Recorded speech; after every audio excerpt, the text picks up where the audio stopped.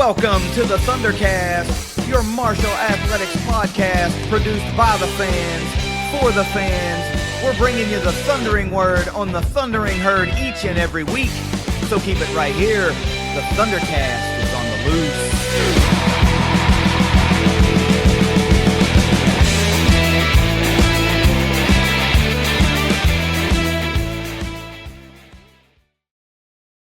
You know, special teams may only account for 1/3 of the game, but they often decide it. One made field goal, one booming punt, or an explosive return. Marshall enters 2026 replacing arguably the greatest kicker-punter tandem in school history while trying to prove the next generation can maintain the standard.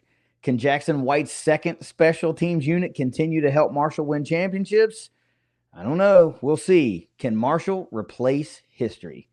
Thanks for downloading another episode of the Thundercast. You can follow us on Twitter at Thundercast_pod and listen to the Thundercast anywhere you like to listen to your favorite podcast. And if you're watching, you've already found the Thundercast YouTube channel. While you're there, hit subscribe and the post notifications so you never miss an episode.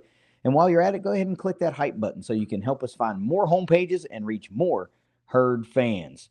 Russ, this is a tall one. This is a tall task as the position group breakdown series continues in 2026. We are talking about the special teams tonight, and this one has a massive amount of question marks around it. I don't think anybody would say otherwise.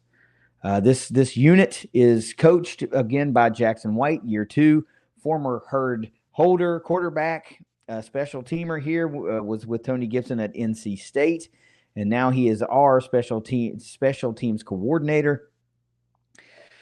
Phil Steele ranks this unit, get this one, tied for 9th with Southern Miss. So yet again, not much room to the bottom for this herd unit. There is, though, a bright spot right out of the gate from Phil Steele. We do have a second-team all-conference preseason kick returner in Xavion Turner Bradshaw. Before we get into any of the particulars, how are you feeling about the unit? Let's wind back the clock one year, and we were talking about how we had to replace every single ounce of production. And Totten had kicked a little bit when our place kicker had gone down, definitely down there at Southern Miss was his first real big action. But he was not going to be the kicker. We were bringing in someone that had never played football before. Yeah. And Totten was going to be, even though he was good at it, he was going to be the punter. And this kid from Ireland that had never played the sport in a game was going to be doing it. And we had the best statistical history, or best statistical season in history from the punters and the kickers, and had a very respectable run game as well. We're doing it all over again. Mm-hmm. And it's just deja vu all over again, as Yogi Berra liked to say. And this is really the only room that we have to do that in. Someone else has at least someone for some continuity that is there, from any position on defense to any position on offense. And we have some amazing returners coming back. But we are replacing the entire thing. And last year, it was such a question mark, and we were so not down on it. We were just so concerned about it because there was nothing to look at. So here we are again doing that. And that is the story going into this year. Can it be done again? You already said it. Can you replace history? It's going to be a tall task. How do you come in and say, well, we've got to get better than last year? What did you do last year? Best ever, best ever, but let's do better. I think if somebody's catching this episode and doesn't know anything about Marshall football for some whatever reason, and they go, you guys brought in a guy that never played football before and made him a kicker? Well, I mean, yeah, he never played American football before, but still. Quinn learned in real time. We said it over and over and over. He was not the same kicker at the end of the year or even the middle of the year that he was in the beginning of the year. What a quick study that guy is, because to go and start the year how he started the year, which wasn't bad, but he missed kicks at the beginning of the year, to being a record holder, a single season record holder. And season And career holder. And career record holder. Yeah. So can you replace history? Can Marshall replace history? But more importantly, can Jackson, or well, not more importantly, but can Jackson White do it again? Because he just did it. He replaced our starting kicker that hit the portal from 2 years ago and the starting punter that hit the portal from 2 years ago and brought in history. They made history. And the kicker left after the spring game, if you remember. Oh yeah, so it was like super short notice, right? Like, hey, you guys got a game in a couple months, right? Well, good luck with that. We thought we had our kicker who was returning from, he kicked in the spring game. Sure. And the very next day he entered the portal and he went to North Carolina. So then you've got, what are we going to replace him with? Hey, I've got an idea. Let's bring in a guy that's never played the sport and see how that goes. Yeah. Obviously there was a lot more to it than that. The kid had kicks at IMG Academy, had one of those clinics or camps or whatever. Yeah. And he hit several from 69, 68, 65.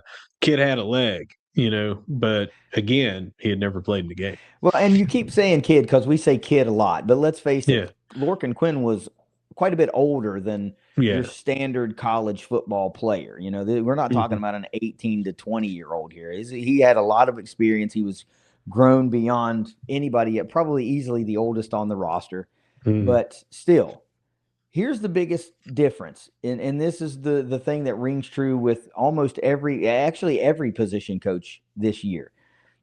They had a full off season to evaluate and find talent. And it wasn't like we got to get what we can get while we can get it and hope to build out a roster. Jackson White did pretty damn good, but now he had time to really dive in and pitch and try to sell Marshall.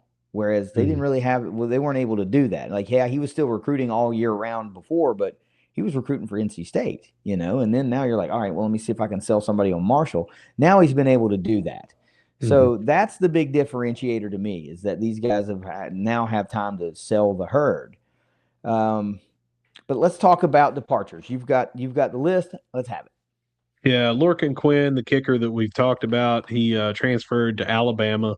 Nathan Totten from right across the river in Ashland, Kentucky, had such an amazing season, flipping the field so many times, getting those kicks inside the 20 so many times. He transfers out to Virginia Tech.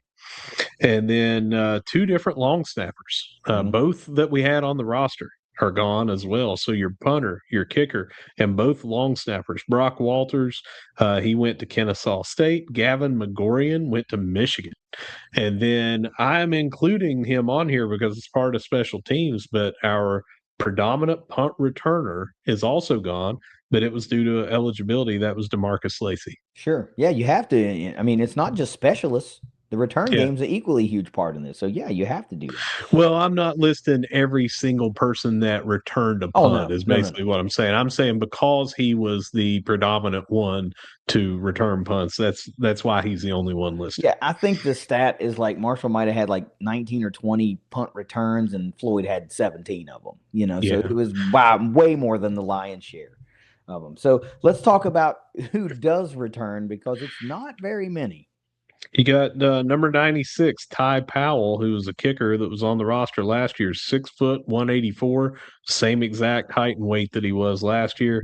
And then same as with Floyd Lacey, this is part of the return game. You already mentioned he's second team all conference, wasn't it? Number 5 this year, it had a number change, Xavion Turner Bradshaw, kick returner, 5'10", 163, right around where he was last year at 165. But he had a very productive kick return game last year. Yeah, absolutely. I think obviously, when we talk projected starters, that's probably the only slam dunk that we can talk about is XTB. And there's some other pieces to go around. I think this is where it always gets fun. Like when you're talking punt returners and kick returners, by and large, it's just so much speculation. Yeah. But that's pretty cool. Let's talk about those newcomers now, because there's a handful of those guys too. Yeah, number 41, Jorge Diaz-Nicolas, 6'3", 245 pounds for your kicker. That's a man. Virginia is where he comes from, originally from Madrid, Spain. So a little bit of that flavor of, he had that soccer background and then is got the big leg. So it's going to be kind of like what we had with Lorcan Quinn, but he's actually got a lot more experience. Number 91, Cooper Heimbach, highly rated 6'9", 190-pound punter. He also Oh, what? 6'9"? Holy moly! did I say that? Yeah. 6 foot even, 190 pound is what I was trying to say. That would be a very large punter. But from Willersburg High School, he had a lot of experience kicking as well, not just punting. But in the spring game, we saw him doing the punter's work, and that's kind of where we expect that. Then we brought in a couple of lines, long snappers. Number 35, Riley Winkler, 6'4", 190, out of University of Detroit Jesuit, which is high school up there. And number 43, Chase Ortiz, long snapper, 6'1", 211 pounds, and he comes to us from Stetson. Yeah. So again, you're pretty much going to replace the unit, like you said. At least, at least the kicker, punter, and a long snapper. Yeah. To be determined whether or not the holder is still on the roster, but hey, we'll see. All right. Well, let's talk about projected starters. And this is so much speculation that, I mean, there's nothing else you can say. There's really only two positions, three really, that I feel good about saying, and that includes a couple of returners. So, talk about kickers. Let's talk our way through that. Who do you project as the starting kicker? It's Diaz Nicholas for me. We kind of put Tony to task for that and asked if he had to name someone. He said if it had to been right then, this was in April when he answered that it would be Jorge Diaz Nicholas would be the place kicker, kicking the field goals and the extra points. And I think with the leg that he has, also the year that he's had at Virginia, gives him, I hate to use the pun, but a leg up on Cooper Heimbach. But and Ty Powell is right there as well. But I don't think that you bring in 6'3", 245-pound Diaz Nicholas. No offense to Powell or to Heimbach. I just feel like you bring him in because he's your weapon that you think that he could be. Yeah, it's Diaz Nicholas for me as well. 6'3", 245. My lord, that's a linebacker that kicks field goals. And this is just the weird part of me. I saw that, and then I immediately my brain goes to We Are Marshall, and McConaughey saying like, after you kick the ball, you're still a football player. And I envision this dude like kicking the ball, like let's say he's your kickoff specialist, and then steaming down the field and just taking some dude out, But that's what I think too. I think it's going to be Diaz Nicholas. I think that Jackson White probably saw him and said, okay, this is the guy that can help me immediately. Nothing against Ty Powell, but this is a consistent weapon that Marshall had to rely on heavily last year with Lorcan Quinn. And it's definitely a luxury that you want to have in your arsenal, is a reliable kicker from distance. Pencil in the 6'3", 245-pounder for me. Who's your punter? It's Heimbach, and he put on a pretty good show in the spring game. He had a hellacious punt. I think it was over 50 yards, but it was high, a tight spiral as well.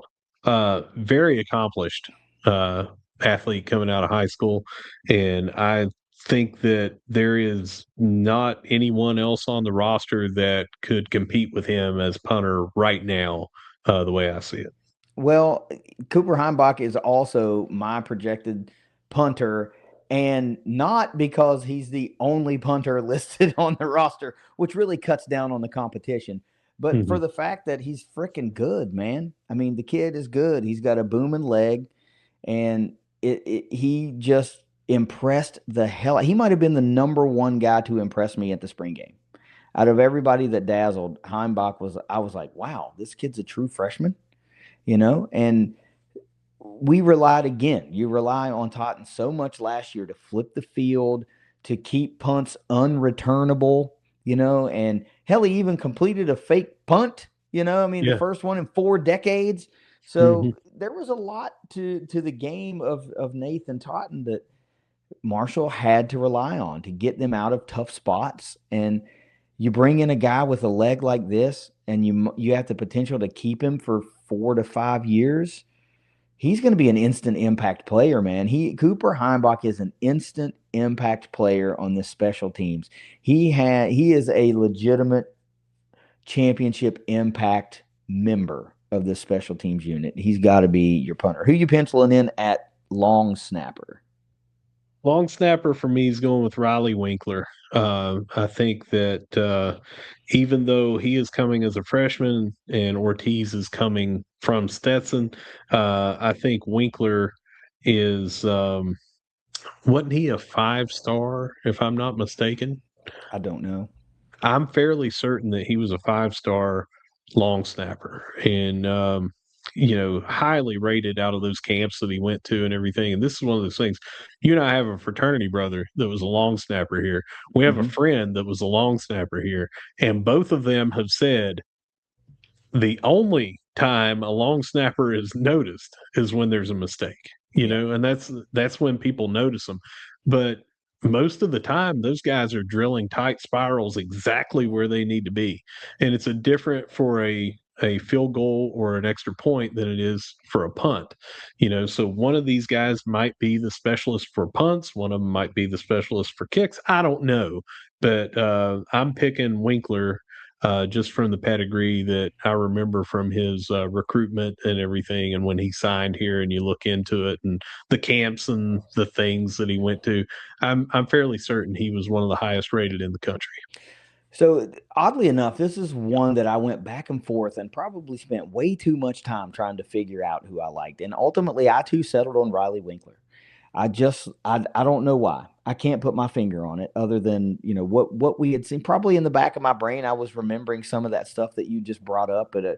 But for whatever reason, I just settled on the youngster as well. Maybe it's because I like the idea of two freshmen trying to recreate history. I don't know. Maybe I'm romanticizing the whole thing. You know what I mean? But it just felt like a good story to me. And I'm not taking anything away from Ortiz at all. But I don't know what it was that made me land there, but that's where I landed. Let's talk kick returners, man. Who do I said I just went with 2 and 2 kick returners and punt returners. I stopped at 2. I don't know what you I did. went I went with 2 kick and 1 punt Okay. because, I didn't have a backup. But I just want to sneak in real quick. We also asked about handling kickoffs, and Tony Gibson said it was Diaz Nicholas because we talked about that being a weapon for Lorcan Quinn and how he basically led the country, except for he had one onside attempt, and that brought his kickoff yards down to like point one lower than, so he was second in the country. But he said Diaz Nicholas, with the big size and the leg that he has, can put him in the back of the end zone or in the stands every time. So I've got him as kickoff specialist. Kick returner, I'll go 1 and you go 1, I guess. It's got to be XTB returning for me. Mm-hmm. That you, like you said, he's the slam dunk you can pencil in. He did it, and he did it well last year. And I look for him to man, he was so close to breaking so many. I'd like to see him get one of those and make it to the end zone. Yeah, he's been named an all conference preseason selection at kick returner by several publications. It's not just Phil Steele. So you have to pencil in XTB again, the biggest slam dunk of the entire freaking episode. He was really good last year. He's got a knack for this thing. He was oh so close to busting him loose so many times.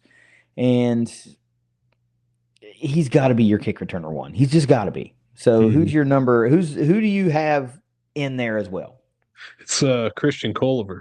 And when he came out of North Carolina, he had what was it, 2 and 15 attempts. He had 2 touchdowns and 15 attempts.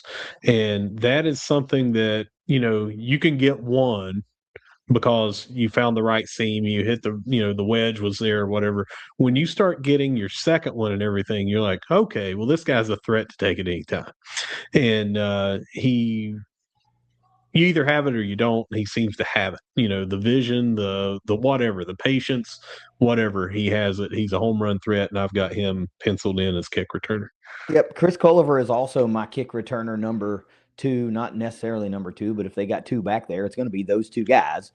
And he is a 6'1", 194-pound redshirt junior. I don't think you can get a better argument in the 4 column than 2 touchdowns and 15 attempts.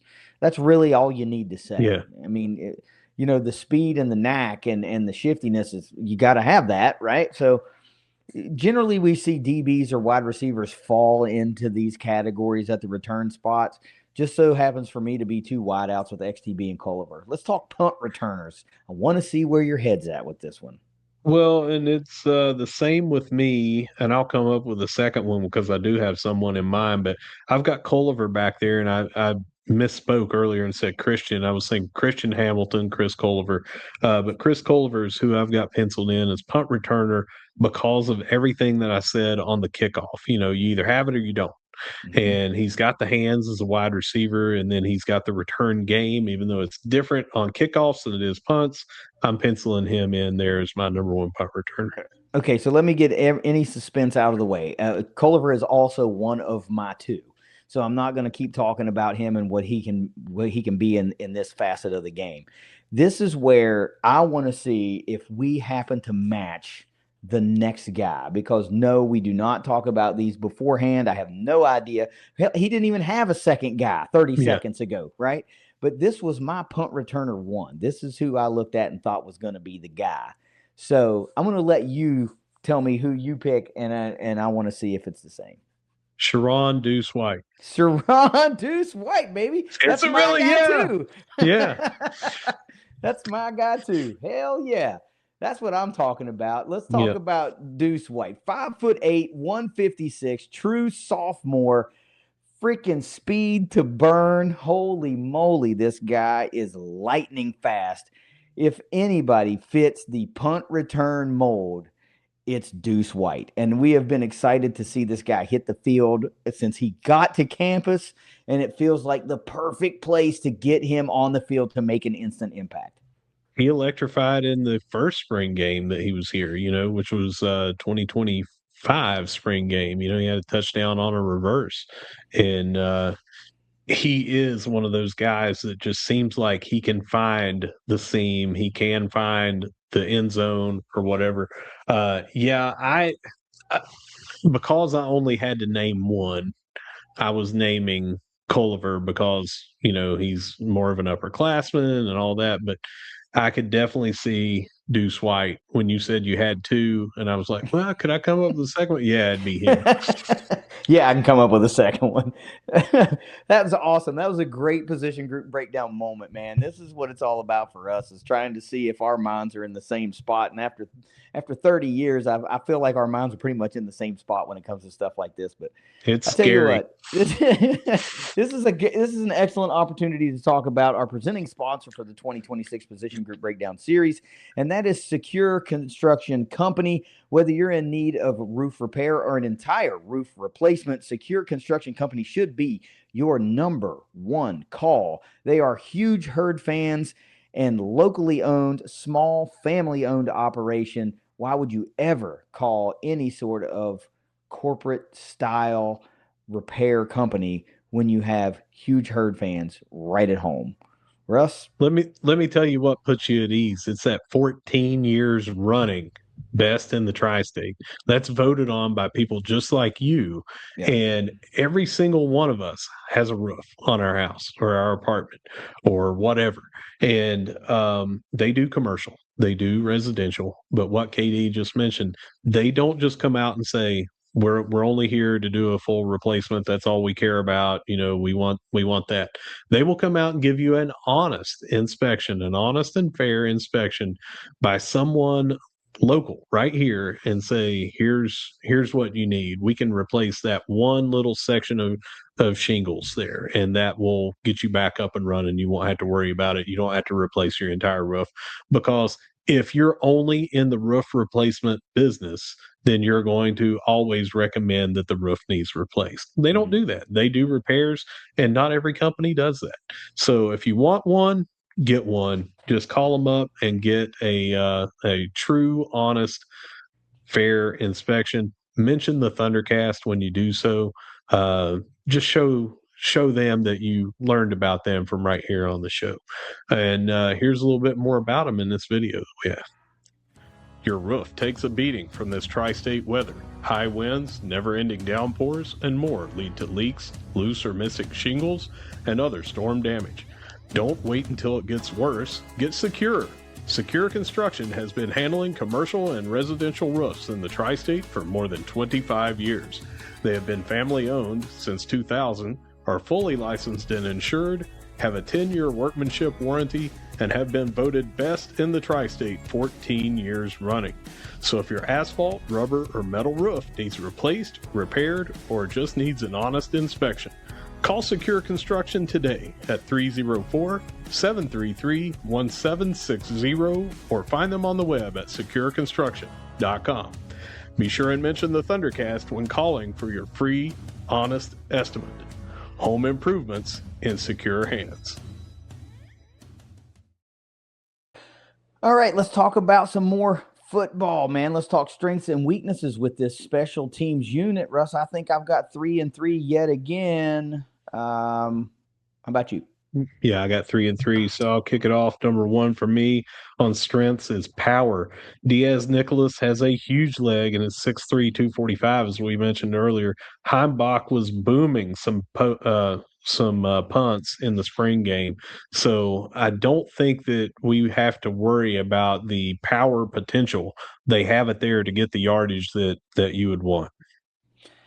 My number 1 strength for this unit is more so for the fans right now than it is about the unit per se. And the number 1 strength for me is Jackson White. He has proven that he can identify, recruit, and develop specialists at Marshall. He found Lorcan Quinn, a guy who had never played American college football in his life, and developed him into one of the best kickers in history at Marshall. So he's got a track record that inspires confidence that Marshall can successfully replace key departures. And as far as, I don't know, as far as taking a step back from the edge of the cliff as it relates to special teams, I think knowing that you got Jackson White leading the way is something that can help you take a breath as you decide if this room is rebuilt to the degree it needs to be. What's your number 2? It's depth at kicker. Heimbach was also a kicker in high school, as we mentioned there. So Powell is also back that was on the roster. So something happens to Diaz Nicholas, he goes down for any reason. You've got someone there that you think can step in. Now, every roster across the country generally has 2 kickers, but I think that we can remember several times at Marshall where we had 1 kicker, 1 punter, or sometimes somebody doing double duty that did that. So I do like that we have 3 kickers there on the roster. My number 2 overall strength for this group is the return game potential, man. This unit has multiple players capable of flat out changing a game. XTB, Colliver, and Deuce White. I mean, those are just 3 guys that we featured in these segments. And honestly, there could be guys that we didn't even talk about that could end up being factors in the return game. On paper, Marshall has the athleticism to consistently create that hidden yardage through explosive plays. Now they just have to go out and prove it as a unit. We know XTB can do it. We need to see if there's some players that can complement what he's able to do and turn this into a really, really dangerous unit like it was last year. Floyd Lacey was electric in the punt return game last year. Yes, he was. So this is something that you can't just have fall by the wayside. It was a big part of successes for the Herd.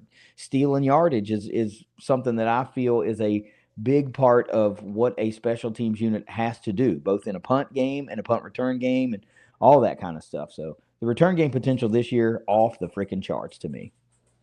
What's your number 3? Number three for me, you mentioned earlier that we kind of have that hive mind and think alike. So mine was returning game explosiveness. We have several guys on the roster with experience at returning punts and kicks, flipping the field or possibly taking one to the house. Huge weapon that we have used over the years. And we have some very capable guys to do that, as you just talked about. Yeah, number three for me is I keep saying this term. We said it a lot when we did the coach breakdown. I used it for every coach. What's their championship impact? And that's what I'm saying here. The number three strength is championship impact for the Herd. Special teams helps Marshall compete for an SBC championship. If they don't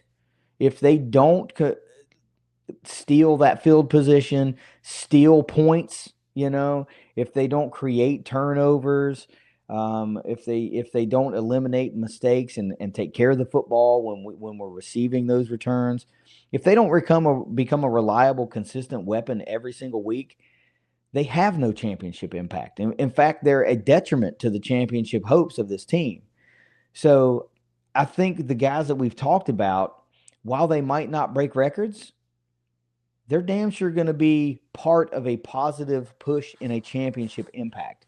That's a big strength to me. We're not looking at this going, I don't know about special teams, man. Right. We can't get 35 yards out of a punt. We can't hit anything outside of 30 yards. Like, I don't know what's going to happen. We're high on the guys that we went and attacked and brought in, and the guys that remain that can be big factors. But yet, always, it's never perfect. We got to talk about concerns. What is your number one concern out of this unit? Well, we have to replace the statistically greatest kicking and punting season in Marshall history. To me, that is a concern. That is a weakness. It is the paramount concern. You got to. I mean, the episode's called "Can Marshall Replace History?" So yeah, replacing the record-setting duo is absolutely the number one concern. Dude, Lorcan Quinn school record 21 made field goals, 4 50-plus yarders made. Nathan Totten school record 45.6 yards per punt.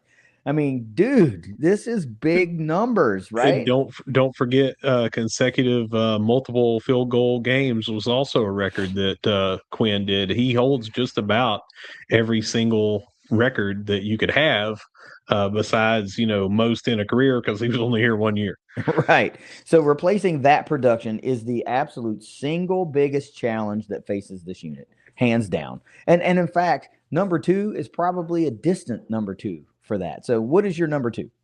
Can Jackson White and the coaches catch lightning in a bottle, replacing nearly the entire special team room 2 years in a row? We're talking about long snappers, kickers, punters, and then returners. Last year you had to replace, but this year we have slightly a little bit coming back because you've got Xavion Turner Bradshaw who returned kicks last year, and everything else is being replaced.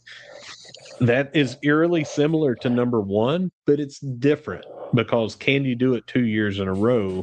And you're not just talking about the punters and the kickers. You're talking about your long snappers. You're talking about having to come up with returners again. So that's where I'm at with that. I'm going to go ahead and I whittled that down to the punt return production. I mean, the field goals and the punts are huge, right? But I whittled that down to punt return production. That's my number three concern. The potential obviously is there. Floyd Lacey is not. And nobody else really did anything. So will it be Culliver? Will it be Deuce White? Will Bradshaw be your punt returner? Like, will it be somebody else that we're not even talking about? The production still needs to be there. Like, I don't care who it is, they have got to produce. And, Marshall's gone far too long without a punt return for a touchdown. Far too long. Like, you talk about some unit being due, that unit is due. Like, they are due for a punt return for When's touchdown. The last one? Do you know off the top of your head?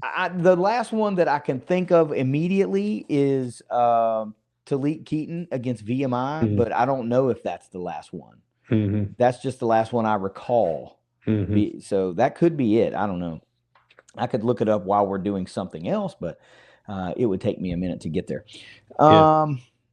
What's your number three? It's in-game experience. Both kickers and our long snappers have 0 college starts. Other than the returners, only Diaz, Nicholas, and Powell have been in a collegiate program for a season. Well, the guy from Stetson has, but he hasn't been at the FBS level as well. Um, so this is actually my number two concern, and it's not aimed at any of these guys particularly. It's just as a group, and it's kicking consistency. And I mean, as a group, I mean the group of college kickers. College kickers are just naturally inconsistent across the board.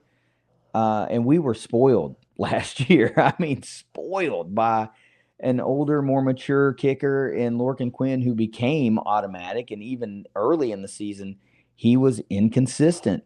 So whoever wins that kicking job's got to prove that they can provide that same level of confidence and consistency over the course of the season.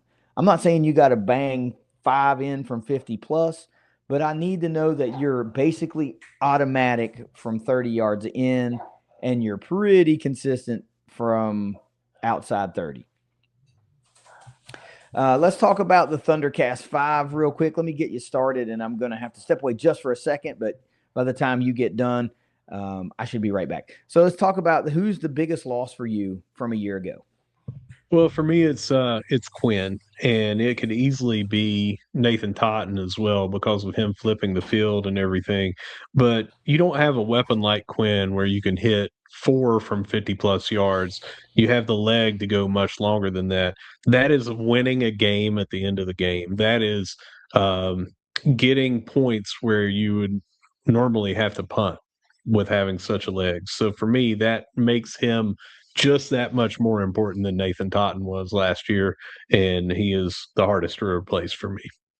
Well, I mean, Lorcan Quinn is the hardest to replace for me as well. The dude became automatic. We watched his development in real time. It wasn't over the course of an off season to where you thought, all right, he was pretty good this year, but he's really good this year. We saw it happen in front of our eyes, man, and it was freaking awesome to watch, to see this guy just become an absolute weapon for the herd.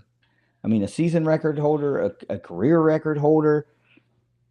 Once Marshall crossed midfield last year, it felt like points were always attainable. And how many football teams can say that ever in any given season? Last year, we could say that kind of confidently. If we could just get across the 50, it felt like we might be able to get some points here. So and I'm with you. He edges out Totten for just that reason. But Totten was so important, man. He flipped the field so many times, and clutch punt after clutch punt, 6 on the day, 5 inside the 20, that kind of stuff. I mean, 2 huge losses, but Quinn just edges them out for me. Who are you most excited to see? And before you answer, I want you to know that I did split this in 2, a specialist and a returner. I just cheated a little bit. Oh, okay. So let me give you my specialist first, and you do your specialist. That'll give me time to think about the other. Okay. Most excited to see from a specialist. It's the same reason that we mentioned Quinn edged out Totten. For me, that kicker position edges out the punter position. So it's Diaz Nicholas. I am most excited to see him, to see if he can be that same weapon or anywhere remotely close to that same weapon from distance and accuracy that Quinn ended up being. Fair point. Kickers lead to points and everything, but I chose Cooper Heimbach. I really like the idea of this true freshman coming in here and taking the league by storm from a punting position, against all of his peer punters in the conference. I mean, he more than looks the part, obviously, and like what I saw in limited action in a spring game was really impressive. And that's going to change a little bit when it's an opposing player running at you. But I think all the tools are there for him to be a really great punter. We've had some really great ones over the years. I'm not trying to put this kid in there without ever have taken a snap yet, but it feels like if he continues on a steady development, man, like he could be one of the greats that we've had here. He was very impressive in the spring game. So give me Cooper Heimbach as my specialist, who I'm most excited to see. How about a returner? I could go several different ways with this, but I'm going to go with Culliver just because he's got the 2 already, and nobody on the roster that we've had returning kicks has that. So That we know of. We could have somebody coming out here. One year we didn't know when it was total replacement. We just had to guess who it might be. But I'm going with Culliver on there. Uh, you remember when Harrison had multiple, and you remember when Keon Davis had multiple, and when things like that happen, and you've got a guy on the roster that gets more than one a year, that makes you perk up and think at any time, we're going to take this one to the house. Mm-hmm. And we have been so close the last few years of having somebody, and it wasn't just like when Harrison took them to the house, obviously that's instant points. But how many times did you feel the electricity change when the offense was sputtering and he would return one for 65 yards and put us on the other side, and all of a sudden you're in field goal range before you even start? Yeah. And the crowd got into it. So that's what I am looking forward to with Culliver, because he already has shown the ability to do that. I can appreciate that. I really can. But I lean to the returning player and Zay Turner Bradshaw Mm-hmm. getting the preseason love, doing it in the Herd uniform last year. I'm really excited to see the evolution of XTB in the kick return game. I Mm-hmm. really am. I think Culliver can be a really interesting, make that a really interesting duo if they decide to try to shake it up a little bit and put two returners back there and do some stuff and try to get creative, because that's two really dangerous dudes, man. Super dangerous dudes. How about a breakout player? Who you got?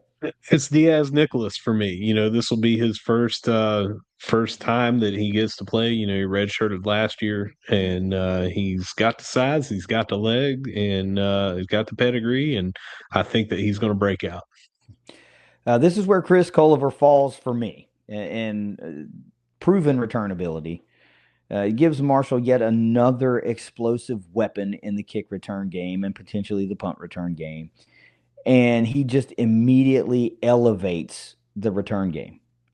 All that adds up to a potential breakout. And then when you talk about the knack for taking them to the house, all it's going to do is take one, and everybody's going to be like, this guy's the greatest, right? Because he's a portal guy, comes in here and immediately takes him, takes it to the house or whatever. But this is where Culliver falls for me. And it's not going to take a whole lot to be that breakout in the return game, but excitement has a way, or returns have a way of igniting a crowd, and excitement is really something that you tend to sensationalize when you look back on it and go, man, that guy was awesome. That guy was really awesome. And so it's easy to say he could be my breakout. How about a unit MVP? It's Diaz Nicholas for me. The kicker is generally that person because of the points on the board. And when they're good, they're good. When they are below average, everyone, when you're doing the recaps, if they are, how many times have we looked at someone we were going up against and their kicker was like 3 of 12 or something? Mm-hmm. And we're just like, man, you really don't even need to worry about that guy. He's so shaky and everything. So it stands out to you. It's one of those, when they're on, it's a weapon and it's automatic, like what we came to get last year. And so to me, if Diaz Nicholas becomes that, he is by default going to be your MVP, unless someone is just averaging 40 yards a return and, 3 touchdowns, or if Cooper Heimbach is over 50 yards and almost every one that he can is inside the 20. It's going to take a lot to take it away from the kicker position, is basically what I'm saying. Yeah. You're defaulting to the fact that Diaz Nicholas wins the kicking job, which is what I'm going to do, because I had to say whoever ends up winning the kicking job is going to be the MVP. So we're going to assume that it will be him. And you're right. He's the guy that has the most opportunities to continuously put points on the board, either by PAT or by field goal. And Marshall lost how many games? 4 games by 10 points.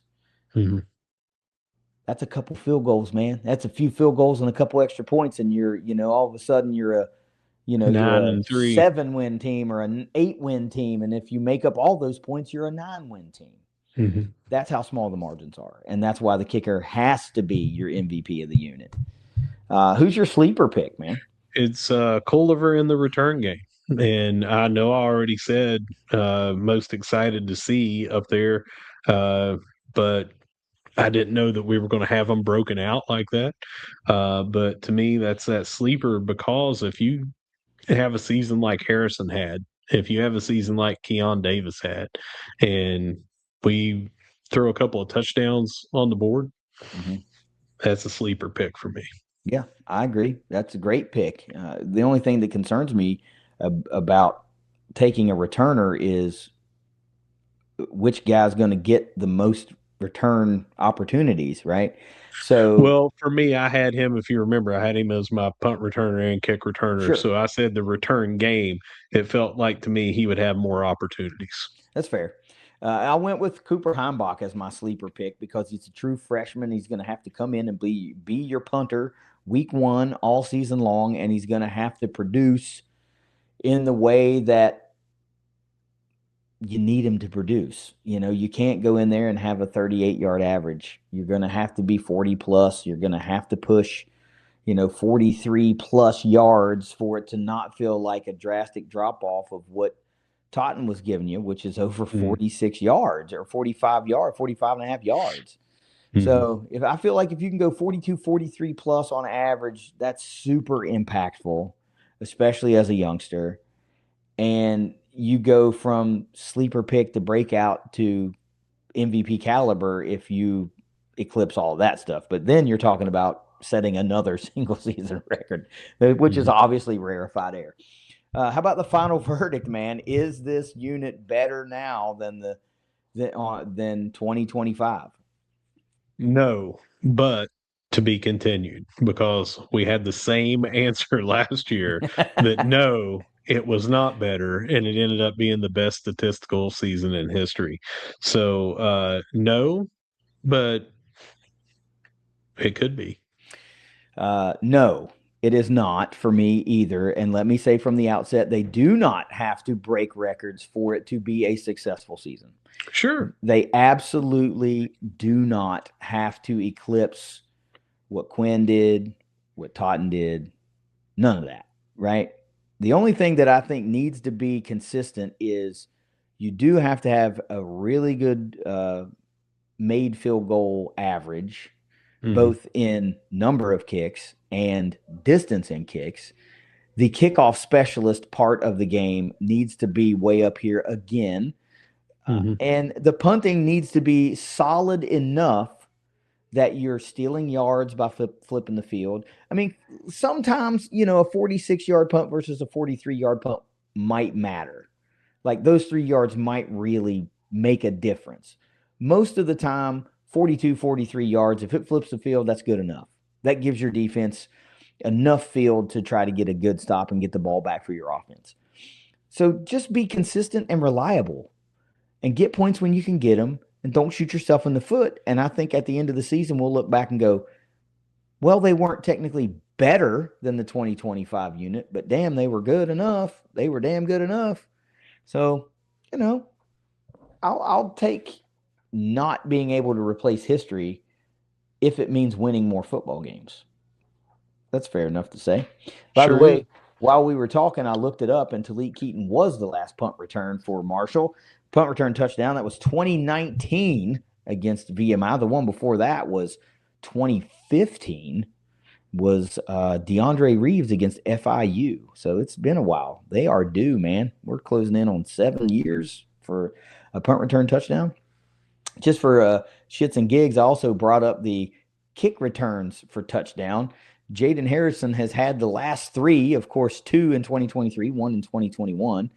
Sandwiched in there was Rasheen Ali, also in 2021, and then 3 by Keon Davis, 2 in the same game, if you'll remember, against Miami of Ohio, in the first ever game on Facebook. But anyway, anything left to talk about with special teams for you? Nope. All right. Well, I guess you can take us out of here then. Whether you see us at the vet, whether you see us at the cam, or whether you see us at the Joan, no matter where you see us, we're going to be saying, Go Herd. Go Herd. It is the Thundercast. The Position Group Breakdown Series will continue. It looks like we're going to flip back to the defensive side of the football, but who will it be? Tune in to find out. We'll see you next week. Later.